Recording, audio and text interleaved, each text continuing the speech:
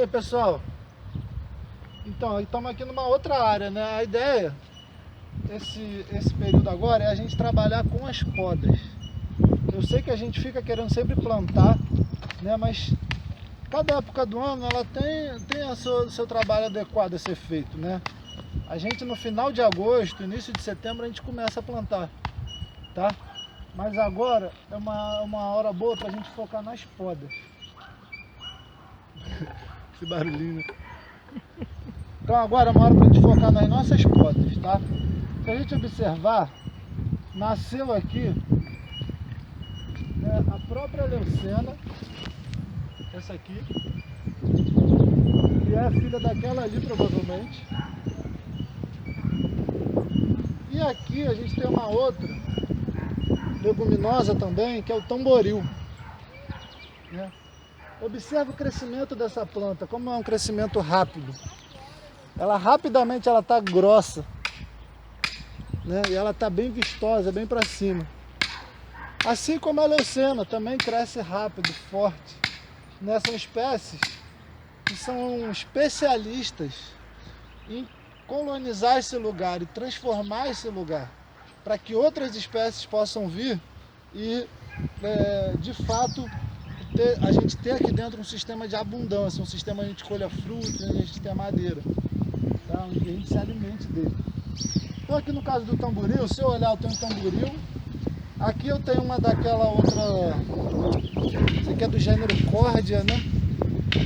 Se eu não me engano, a professora Jane pode me corrigir. E aqui tem o xixá. Então eu preciso trabalhar aqui o diálogo entre eles, né? Mediar esse conflito entre elas. Primeiro, olhando para o tamboril, eu já tenho esse galho aqui, que rapidamente vai estar no meio da rua. Então eu tenho que pensar nesse planejamento o tempo todo, tá? Então mesma coisa da aroeira, vamos olhar no galho. Ó, aqui eu tenho vários galhos pro lado, mas aqui eu tenho um galho para cima. Então eu posso fazer uma poda aqui, ó. Já dei uma outra cara aqui para esse lugar, já abri um pouquinho de sol pro meu feijão. E olha como essa espécie é boa, ó. Ela é bem fácil de trabalhar, ela produz muita matéria orgânica. Então ela é uma espécie essencial para a gente colonizar esse lugar, tá? Aqui, ó, esse braço dele também está indo em cima de outra arvorezinha lá nossa, de um outro ninho. Então também vamos mediar isso. Buscar o rebroto.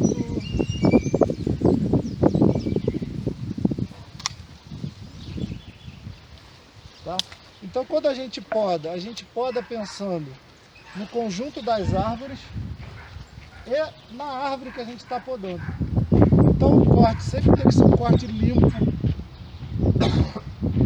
Desculpa. Onde não fica nada, onde a madeira não fica lascada, não tem espaço para entrar água, ficar fungo ali retido, tá? Então sempre um corte limpo com a ferramenta adequada.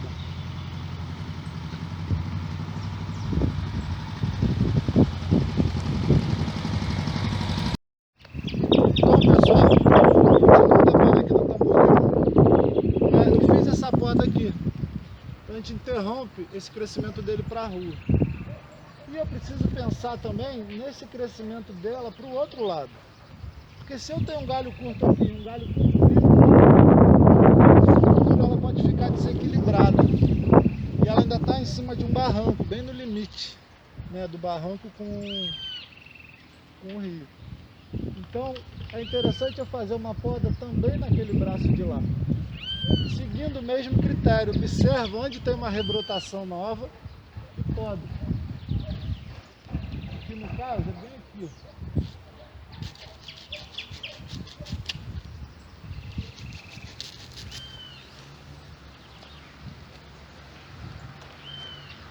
Pronto, a gente já trouxe a árvore, diminuiu um pouco, né? Trouxe ela mais para o centro dela. E agora aqui a mesma coisa, ó. Repara, eu tenho esse broto para cima e esse aqui pelo reto. Eu faço a poda dele. Aqui, se eu olhar, eu tenho dois. Posso escolher um dos dois para não sombrear tanto a minha aroeira. Então vou escolher esse aqui. Olha o sol que eu já abri aqui para mim.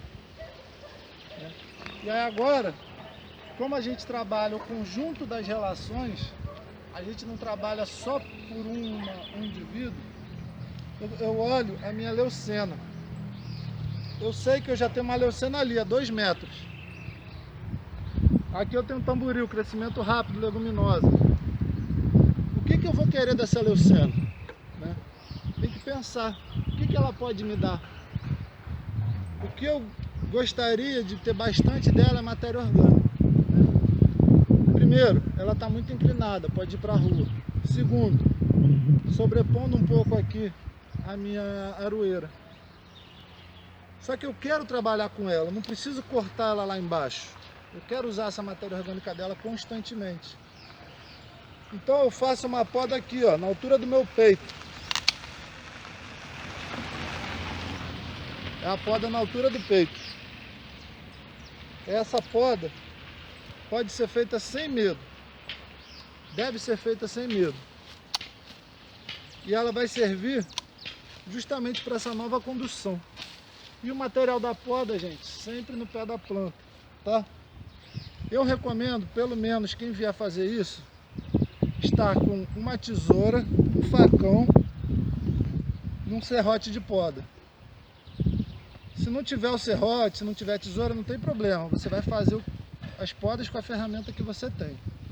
Mas o facão é sempre bom vir acompanhado ou do serrote ou da tesoura para fazer esse trabalho posterior de picotar o material no chão. É daqui que vem o nutriente. O adubo, gente, não vem da loja. O adubo vem das plantas, o remédio vem das plantas, não vem da farmácia. A gente tem que aprender isso. Então, a cura para nossas doenças, para nossos males, está na cobertura do solo. E a gente vai cobrir o solo na medida em que a gente poda árvores. E a gente vai podar as árvores na medida em que a gente plantar elas. Então vocês veem que eu não tenho receio nenhum de podar essas árvores. Por que a gente não tem receio? Porque aqui no córrego a gente já plantou mais de 100 árvores. Então são podas que, mesmo que eu esteja cometendo algo muito errado nelas, elas não vão prejudicar o meu sistema como um todo. Agora, se eu tivesse só plantado uma árvore, o meu receio de fazer uma poda seria muito maior. Né? Então, planta bastante árvore para podar bastante árvore. E aqui, por fim, para a gente mediar esse conflito aqui com o xixá, eu tenho esse braço bem grande da córdia, que eu faço uma poda para abrir para a cabeça dele aqui. Além disso, eu posso podar esses pequenos galhos também. Tudo isso no sentido de abrir para o xixá que está aqui embaixo.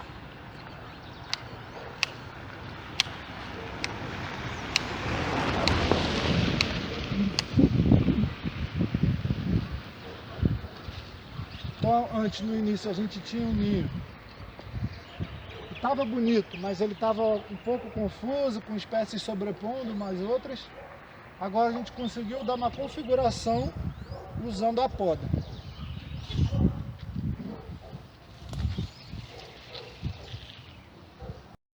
Aqui tem uma outra questão interessante, que é a seguinte: várias dessas plantas que a gente está podando aqui no córrego, elas nascem de estaca, nascem de galho, tá?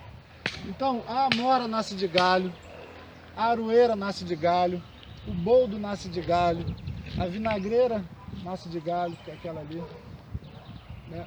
Então a leucena nasce de galho. Então quando a gente corta um pedaço do galho, que a gente acha que pode dar uma boa muda, a gente preserva ela nesse sentido. Então, para plantar a estaca, é importante eu limpar bem ela,